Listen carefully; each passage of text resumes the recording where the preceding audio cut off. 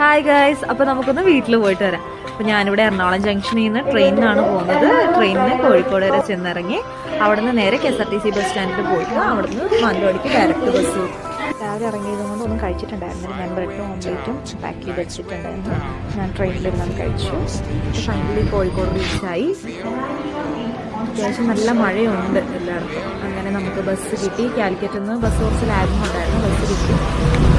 എന്താണെന്നറിയില്ല, എവിടെ പോയാലും നമ്മുടെ ഈ ചുരം കയറി അമ്മ ഏരി എത്തുമ്പോൾ ഒരു ഫീലാണ്. നമ്മുടെ ഹോം ടൗൺ എത്താനായി എന്നുള്ളൊരു ഫീല്.